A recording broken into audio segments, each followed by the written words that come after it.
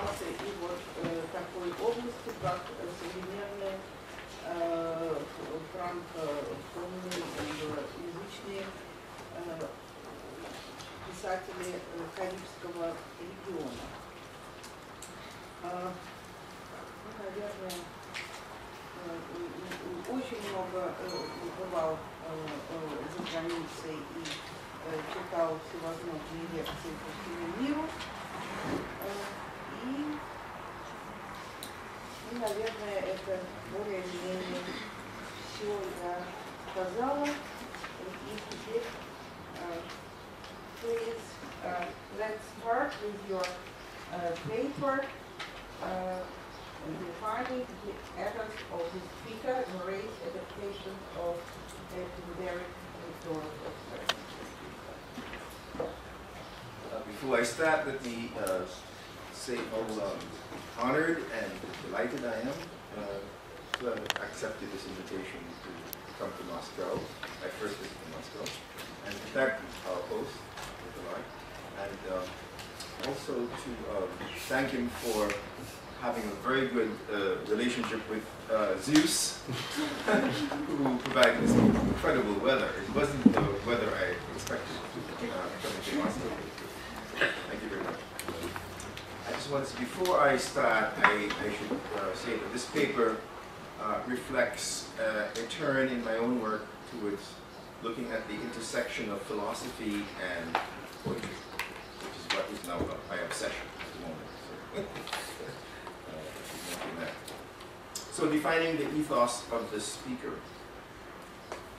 My title reflects the rhetorical orientation I propose to adopt in the interpretation of a recurrent Horatian lyric motif, the well-known Aristotelian principle that defines the aim of rhetoric as finding the appropriate means of persuasion in each case, carries with it the basic assumption that there is a point of view, or in more banal terms, that are anathema to modern literary criticism, a carefully crafted message, which is communicated, whether directly or indirectly, by the speaker to his audience.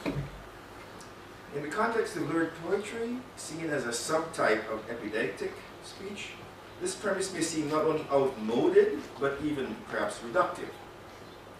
I shall maintain in this brief paper, however, that Horace, no less than a major model, Pindar, we've heard a lot about that, was often fairly transparent in at least one of his favorite poetic strategies, a favorable representation of the ethos of the composer, as a means of securing the reader's assent to his credibility. So by way of preliminary illustration, we need only recall the spectacular appeal that the speaker makes in poem 2, Carmen 2, 19:2, Vacuum in Remotis. He makes an appeal to a posthumous readership. If you remember, the text is there or not, but the words are Vacuum in Remotis, Vacuum in Remotis, Carmen Arubibus, and so on. He says, Credite, credite posteri. Believe me, you who come later. Credite posteri. In addition to the deft construction of an ethos of the lyric speaker as a trustworthy person, Pindar has a term which describes this very well, Euthoglossos aner, the straight-talking man. My analysis will focus equally on the broader ethical scope of Horatian lyric as exemplified in a few select odes. Despite many modern critics' anachronistic attempt to draw a sharp border line between poetry and philosophy, it is, in my view, axiomatic that both discursive modes, that is poetry and philosophy, share a deep interest in ethics, in the Greco-Roman sense of a branch of philosophy that is concerned with the proper pursuit of eudaimonia, and more generally with exploring the mental prerequisites for achieving the summum bonum. Both Horace and his soulmate Virgil, with whom he shared a profound respect for Epicurean ethics, in particular, raised eudaimonistic, I use that adjective from the philosophers who study ancient Greek philosophy, eudaimonistic issues in their poetics in ways that are often transparent and on occasion indirect. In what follows, I shall begin with an analysis of this eudaimonist subtext as it may be extrapolated in Horace's deployment of two of his favorite rhetorical devices, the preamble and the recusatio, or generic disavowal, is the terminology I prefer, because rejection often implies that you completely actually intend to repudiate the other genre, and where in fact what you're doing is playing, you're in dialogue with the other genre, and you're assimilating that. The programmatic Carmen that opens the preparation Tribiblos, books 1 through 3, will serve as a starting point for investigation of this ethical subtext. The preamble scaffolding of Carmen 1:1 may easily lull the reader into regarding the poet's choice of métier as simply a matter of personal predilection. But there's nothing neutral or value-free about the description of the items in the foil. Since the choice of life pursuit and/or lifestyle has an underpinning of value judgment, the taxonomy of others' pleasurable activities is not a mere list of vocations, as it is often superficially characterized in the literature on the preamble, but a loaded description that functions as a catalogue of the discontents of the ethos of the poet, Sapiens. So while the speaker ostensibly conceives that pleasure in one's cherished pursuit is subjective, note the recurrence of the pleasure motif introduced in the fourth line, yuat, and so on, and carried forward by ellipsis in the next three items. Yuat is understood. He nonetheless subtly insinuates the superiority of his own pleasure-giving métier. As Shakespeare puts it rather explicitly in a summarizing gnome at the end of the preamble that structures Sonnet 91. And every humor, this is Shakespeare, hath its adjunct pleasure, yuat, gaudentem, so on, wherein it finds a joy beyond the rest. But these particulars are not my measure. All these I better in one general best. So the leitmotif of pleasure that permeates the preamble of Carmen 1:1 also chimes with the tenets of the Epicurean school, for whom the proper pursuit of hedone, voluptas, pleasure, is the bedrock of their philosophical system. The ethical subtext is most overt in respect to two consecutive foil items that receive extra elaboration: the merchant seaman, the mercator, and the solitary drinker. The mercator is first introduced as an embedded item, pavidus nauta, in the course of the description of the small farmer, then roundly caricatured in the lines that follow. These are lines 11 to 18 of the first point. Gaudentem, patrios fundere saculo, agros atalikis coniciolibus, numquam demoia sutravi cupria, mertuum pavidus nauta secet mare, luctantem icaris, fluctibus africum, mercatorum metuens, otium et opidi, laudat ubera sui, vox reficit rates, quasas, indocilis, pauperiem pati. But he sharply criticized in the behavior of the mercator, and Horace adheres to the Aristotelian principle that ethos is revealed in action, as opposed to mere words, laudat ubera sui. Is his failure to learn from experience regarding the irrelevance of wealth to true eudaimonia. The epithet indocilis, line 18, points the finger at his lack of grounding in the philosophical fundamentals essential to a life liberated from fear and greed. His fear expressed in pavidus and metuens arises from the prospect of imminent death, which is the cornerstone of the Epicurean doctrina that makes this irrational emotion an obstacle to inner tranquility. The foil item that follows features the solitary drinker, who is portrayed in an attractive locus amoenus, 19 to 24. Est qui nec veteris popula massihi, nec patem solido demere de die, spinit, nunc vendi membra sub arguto stratus, nunc paraquae lene caput. Despite Horace's often expressed partiality for imbibing excellent vintage wines and the alluring facets of the physical setting, there are some telling ethical defects in this picture that are often overlooked, I think, in the commentaries on this ode. Most salient are the crucial circumstances that the drinker is not only alone, but is also portrayed as extreme in his bibulous indulgence, nec svenit solido dei, and so on. The participle stratus may even suggest alcoholic torpor, maybe. And his drinking commences rather early in the day, solido die, which is an obvious hint at routine overindulgence. Above all, the drinker's isolation is in direct opposition to the Horatian sympathetic, drinking with, ideal of conviviality. Horace's enjoyment of the pleasures of wine, as represented in the odes, is normally pursued in the company of others, amicis or sodales, or also just a female companion. A circumstance that is emphasized in the cap of the preamble, in which he places himself in the community of nymphs and satyrs who constitute the entourage of Dionysus, the wine god. 20 to 23, me deludum nemus, infrarum prelaves, satiris cori, secenum corpus. In regard to excessive quotations, it is important to bear in mind that Horace's ideal symposium typically calls for moderation, but that he does condone extreme indulgence in the company of sodales when a special occasion calls for it. I changed the reference there, the printed version, to poem 2:7-26-8, which did not make it onto the screen, where he says, "Dulce mihi furere est amico." When his friend comes back from the war safely, he says we can go all out and be mad. Furere est amico. So I've changed that reference. The preamble scaffolding that Horace deploys in Odes 2:16, Otium Divos, provides further development of certain features of the ethical subtext we have been illustrating in the programmatic first ode.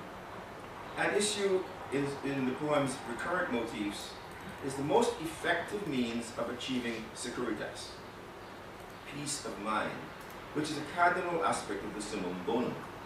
The list of others' prayers for a desired otium exposes the fatal defects in their respective world views. The poem is notable for the special connotations that it imparts to the key concept of otium, which goes far deeper than vocational level to include the notion of internal equanimity, the ataraxia of the Epicureans. The commentary of Nisbet and Hubbard, by the way, has a very thorough documentation of the Epicurean resonances throughout the poem, and also the essay by Syndicus. There's very, very close parallels with the Epicureans, and especially also with Lucretius. In this unabashedly prescriptive ode, which argues for the speaker's own eudaimonist agenda, we can observe several motifs in which the choices of others, and ipso facto their underlying ethos, are presented as antitypes to that of the enlightened speaker.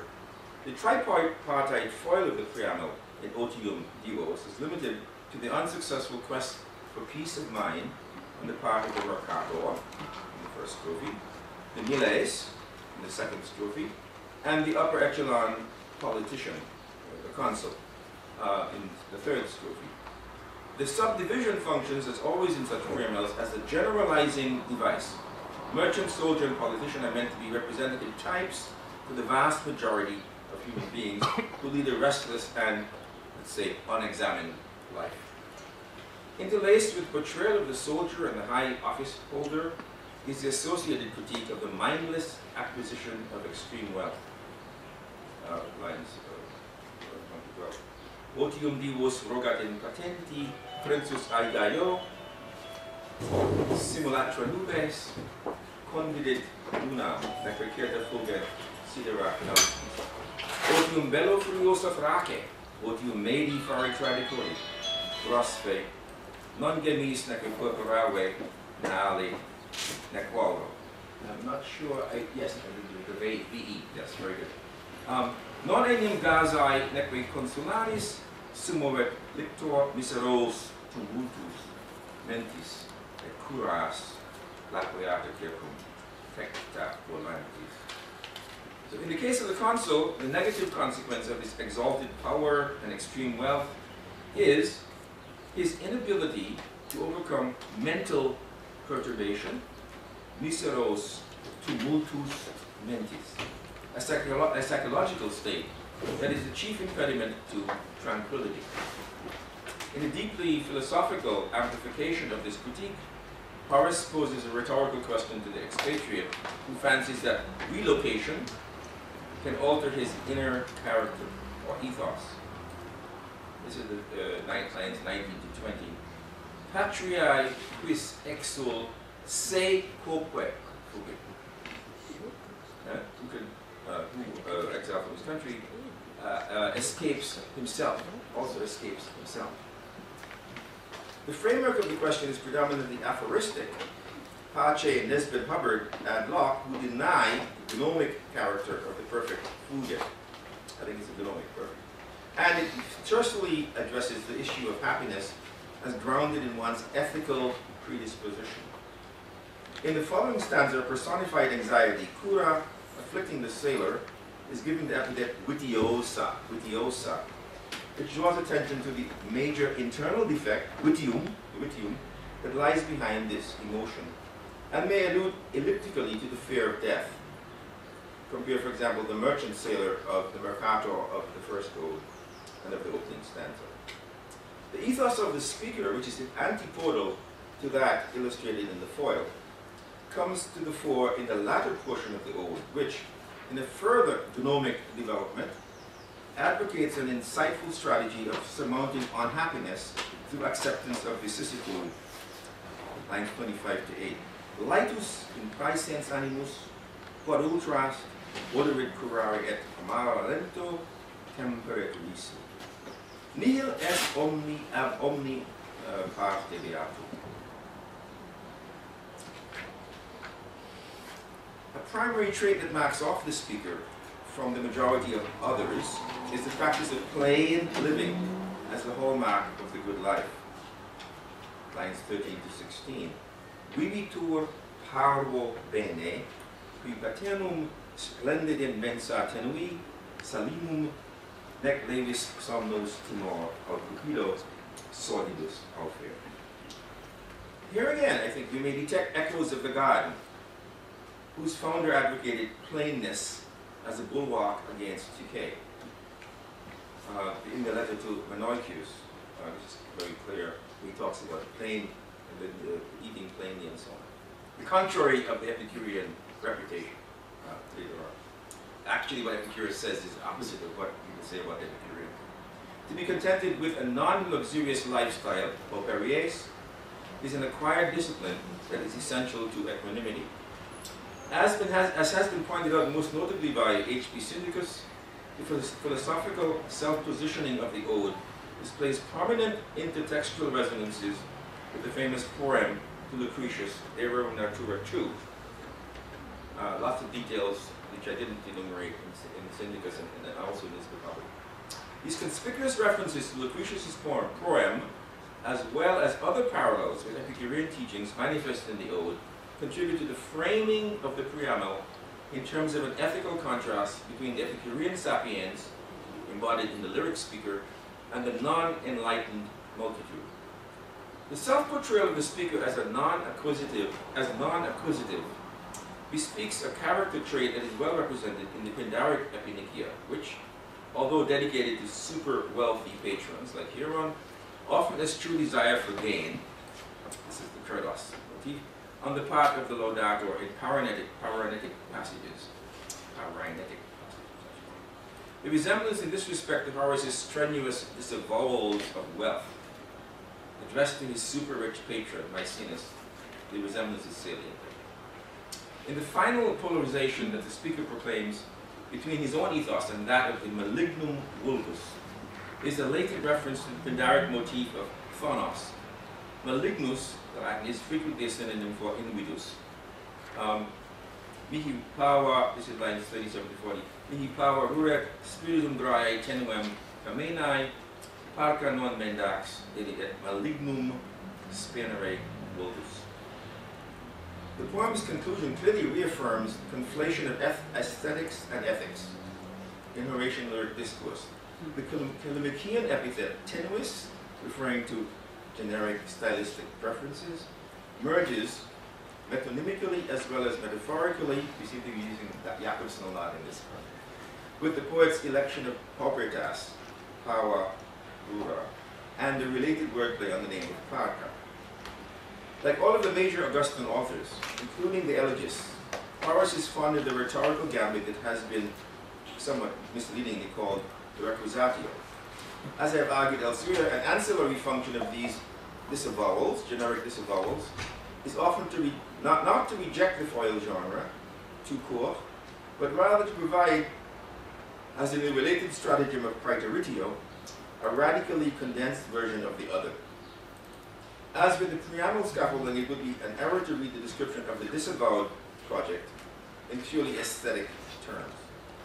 With this caveat in mind, let us turn to a brief examination of two examples of generic disavowals in the Kamina, with a view to extrapolating the ethos of the speaker and his concomitant ethical stance.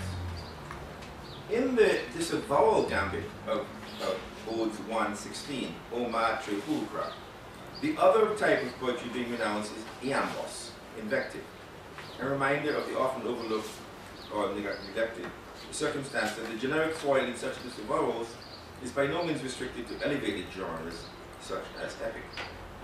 In the opening strophe, the poet implores an unnamed female addressee to impose a limit, modum, on his censorious verse. There's some argument about whose verse it is, but I think it's poet's. O matre pulchra filia pulchrior, quam criminosis cumque voles modum, ones iambis, sive flamma, sive mari libet atinam. By a typical ring compositional formal pattern, he recapitulates his disavowal in the final two strophes. Me quoque pectoris cantabit in dulci iuventa, fervor et declaret iambos visiferentem. Nunc ego mitibus mutare quaero tristia, dum mihi fias recantatis amica opprobris anumque predas. In this repudiation of an earlier genre, the speaker rehabilitates his ethos as a gentle partner who's not prone to violence in words or proviso. While the poem's concluding proviso discloses a self-serving erotic motive behind the deliberately stilted disavowal of furiously angry iambic invective, this humorous twist does not undermine the tirade against excessive anger that occupies the central segment of the poem. I won't read you all of this, but you remember he prepares anger to various frantic states of religious rituals of Hans and Protestantism and so on. And then he has the reference to Prometheus. Although the main diatribe on anger is delivered in an elevated and mock pompous style that makes allusion to grand mythological themes associated with tragedy and Hesiodic epic, the Prometheus myth, it serves to distance the poet in ethical terms from the destructive sequelae endemic to all anger-driven discourse. Behind the strenuous disavowal of Iambos hovers the shadow of Archilochus, whom Horace acknowledges to have been a partial model for his own satirical works. And I should say that I've written on that also not only his satirical works. The Sermones, as he himself indicates, disavow the violent abuse of the Parian model.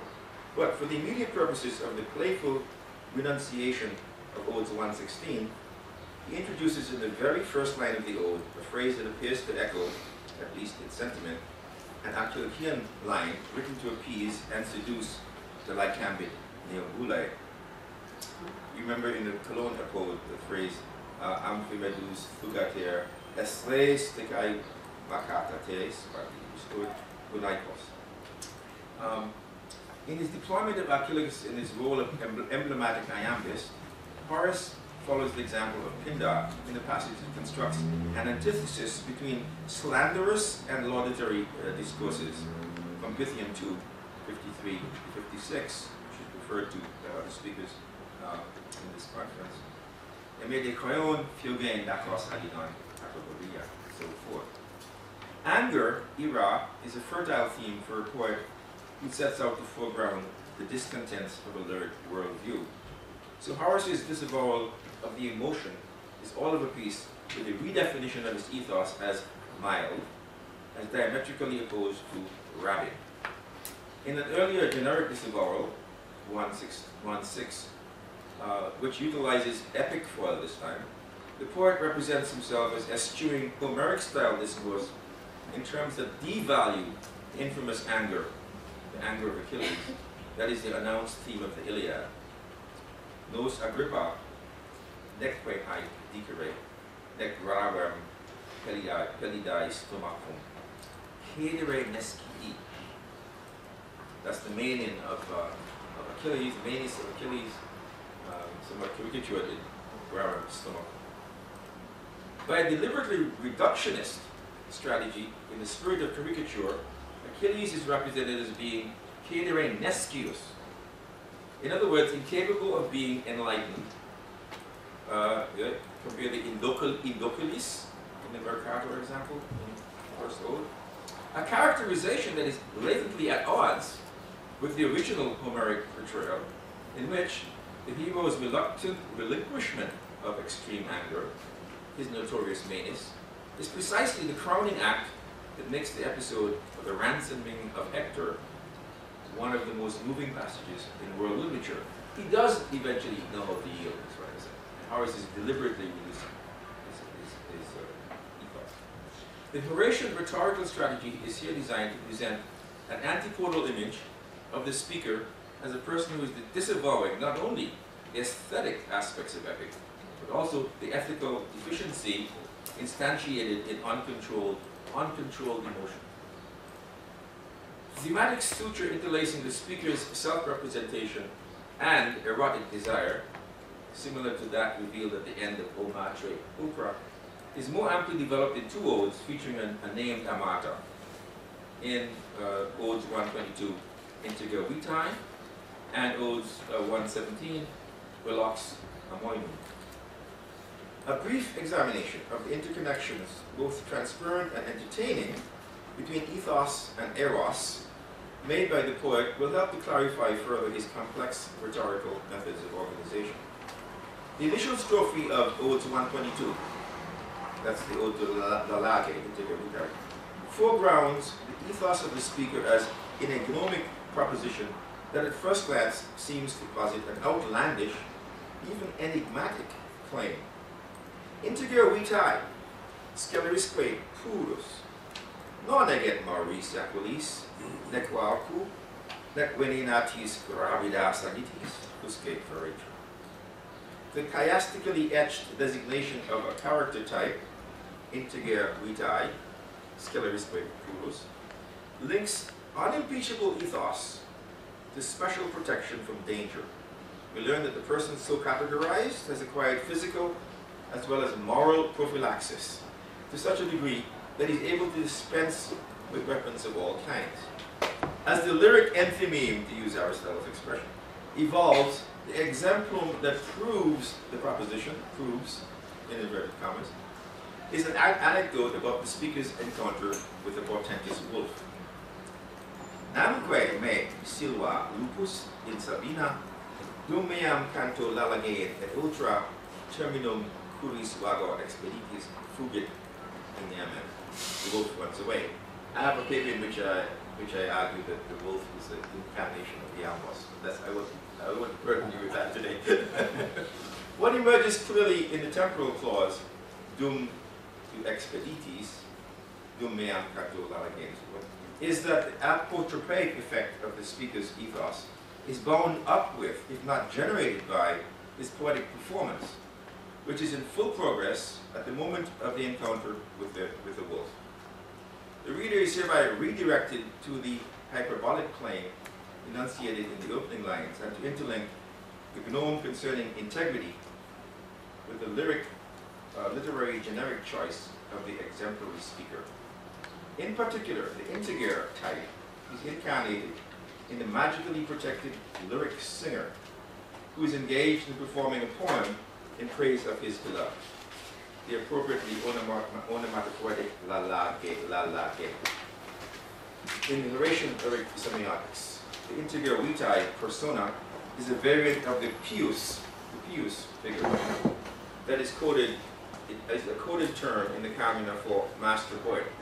I claim that pious stands for the poet, is a synonym almost, or code term for the poet. In a word, an ethical self-designation regarding integrity is folded into a poetic project, or more broadly, a commitment to poetic composition. You remember in the Underworld, the poem really almost dies and goes to the Underworld, Alcaeus and Sappho repeat. In a word, an ethical self-designation regarding integrity is folded into a poetic project, or more broadly, as I said, a commitment to poetic composition. In this rhetorical conjunction of blameless poet and loyalty to one's chosen theme, we recognize once again Horace's frequent emulation of Pindaric poetics.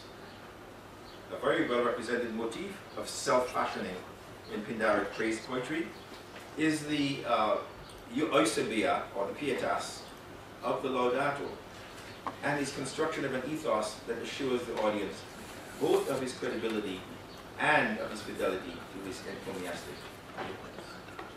The poem's concluding strophe reasserts, in diction that borrows from the style of an oath, the unswerving devotion of the speaker to his lyric erotic theme. Pone sub curi nimium propinqui, solis in terra domibus negata, dulce ridentem lalage amabo, dulce loquente. As has been noted in the standard commentaries, the asseveration is pronounced in words that closely reproduce a Sapphic locution, as mediated by Catullus, dulce ridentem, dulce loquente. The effect of this citation is not only to pay honor to the great archaic Greek model, Sappho, but also to corroborate the generic choice of erotic lyric and to reiterate the theme of the poet's loyalty to his announced project. A no less eloquent example, he's faithful to the poem, to the lyric choice. A no less eloquent example of the motif complex implicating ethos and eros is articulated in the exquisite ode addressed to Tyndaris, 117. The scene portrayed in the opening 3 strophes is an idealized pastoral landscape that is protected not only by the translocated divinity, Pan, Faunus, but also, as in the rapturous subjective description of the condition of the herdsman Tityrus in Virgil's first epilogue, by the magical operation of musical poetic performance. I won't read you the quotation completely, but you remember. I'll just read it aloud without translating.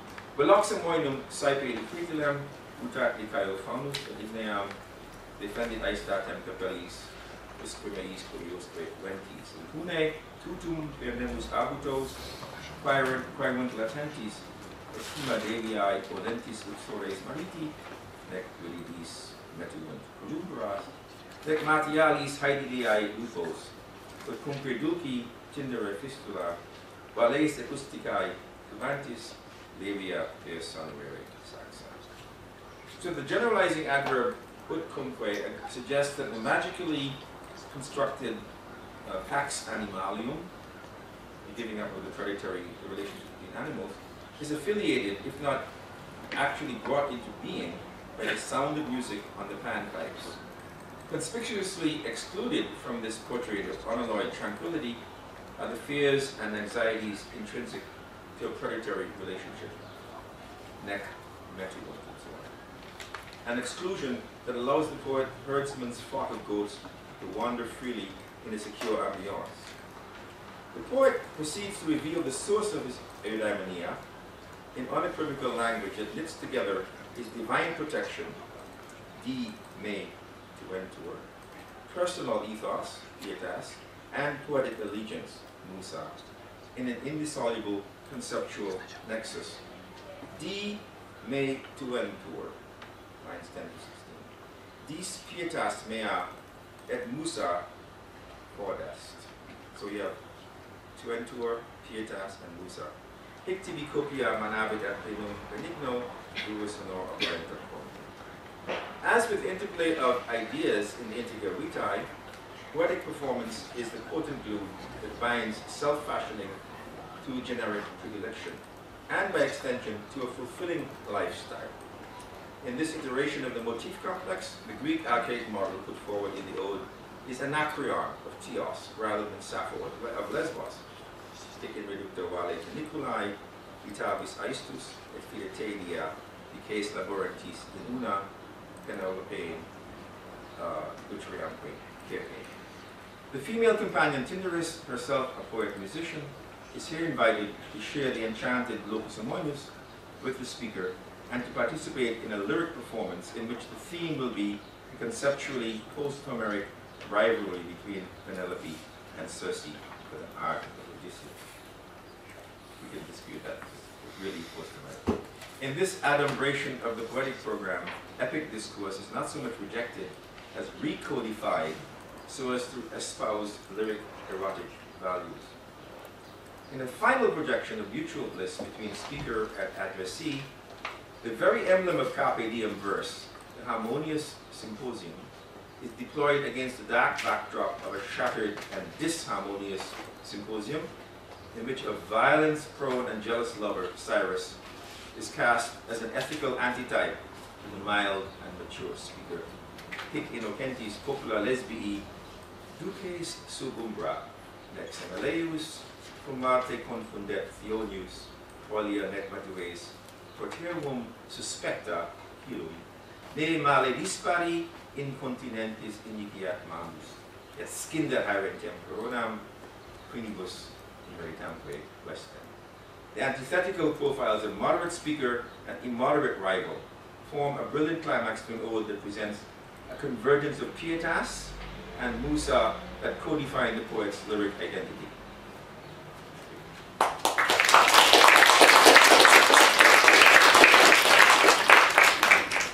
you very much. We have not much time for questions, and then I hope that someone will put a question.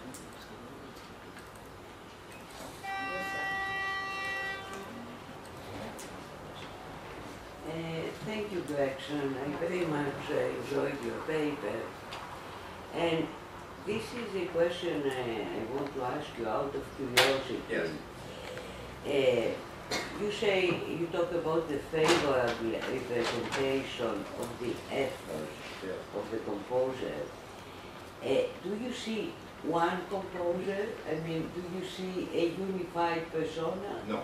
I think there's a rhetorically, there is a common denominator, but I think that the ethos of the speaker can change depending on the particular genre of poem that he's writing. However, there is a common denominator, and that is this idea of loyalty and pietas, which has to do with a strange word to use of yourself, but it's saying, I tellify it as it is. I'm truthful. I'm the author glossus anima. And it's especially important in praise poetry, obviously. But it applies to all kinds of discourse. You have to find a common ethos.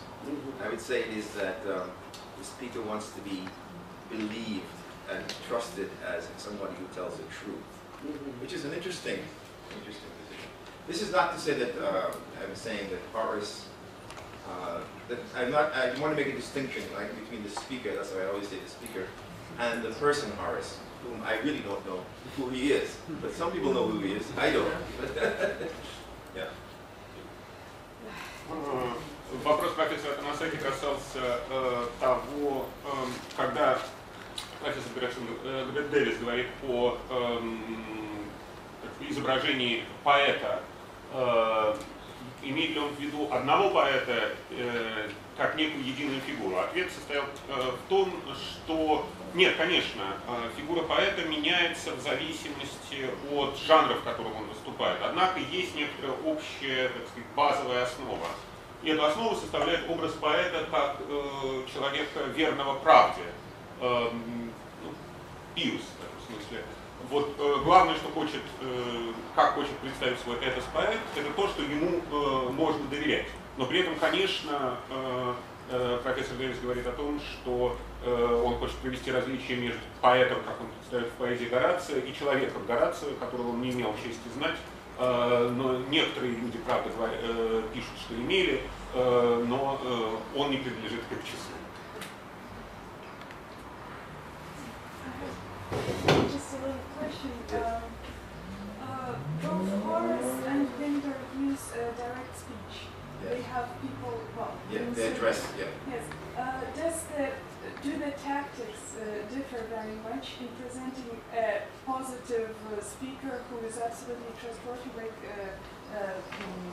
Medea in the 450, and she is, of course, absolutely to be trusted, you know? And their own, let's say, just the tactics of presenting the ethos and the credibility, are they different and in what respect? From poem to poem, or from between Pindar and Horace? Well, yes. Well, yes, I know. It's a So big I'm question. a great student, believer in rhetoric, and so I like to think that the particular ethos that is being constructed is relevant to the occasion, the person, and so on in that sense, but also in the typological sort of way. In other words, the type of person that's being addressed. So I would say that similar to the question that Rukia asked, that the ethos of the speaker is relative to the situation. Yeah? Did that answer your question? No, but the authorial tactics, how Right? Pindar and Horace. Oh, I see what you're It's saying. just, well, the way they construct the ethos, their own ethos, and the ethos of a credible speaker. Yeah, do I believe they- that the do they tactics are differ? very similar. I would say that that is something that Horace perhaps learned from studying the Epinikia. That is the metapoetics of ethos. You know, speaking about the relationship between the speaker and the audience. I see very little difference between the Pindaric rhetorical strategy and narration. Very, very little. Yeah. Да, я заставила себя не думать параллельно, а запоминать, что говорят. И речь шла о том, что Маша спросила, есть ли разница между авторскими стратегиями в подаче этоса персонажей, которым можно доверять, которым нельзя доверять, когда речь идет о прямой речи у Пиндара и у Горация. И ответ был, если сказать вкратце, что такой разницы нет. Но сначала было не было понято, так сказать, вполне вопрос, но наконец стратегии и тактики одинаковые. So, any other questions? Спасибо за очень интересный доклад. У меня очень короткий вопрос. Скажите, пожалуйста, как вы думаете, есть ли различия в риторической стратегии Горация? Я не уловила в докладе, мне как-то слабо это было, в зависимости от жанра. То есть ли специфические риторические приемы в водах, в сатирах, или значит, в посланиях, да, в эподах? Потому что применительно к элегии это разработано. Вот, риторичность Овидия, она достаточно однородна, как считается. В зависимости от жанра, можем ли мы специфические риторические приемы вычленить для каждого из жанров Горация? Или так вопрос стоит нельзя?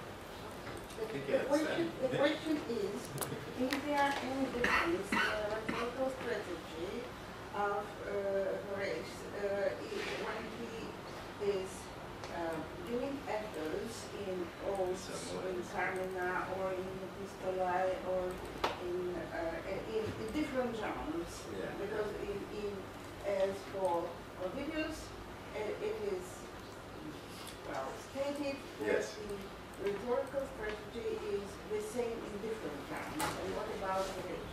Yes, that's a good question.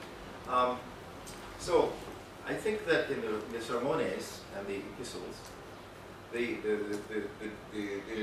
similarity, of course, is in the idea of the sapiens, right?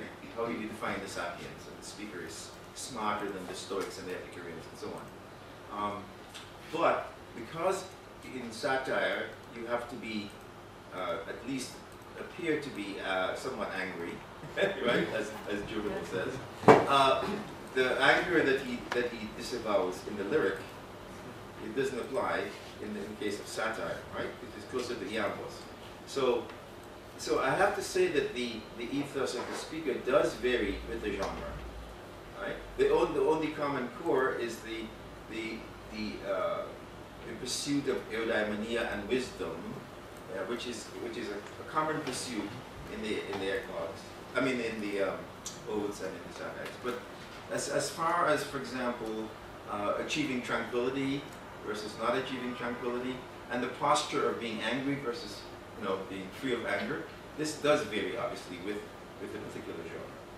Yeah. Таким образом, есть разница, соответствующая жанрам, прежде всего спокойный или гневный, сатирик подобает быть гневной, и, соответственно, эта стратегия иная, чем сермонес и даже оды, где скорее спокойствие души является желательным этосом для говорящих.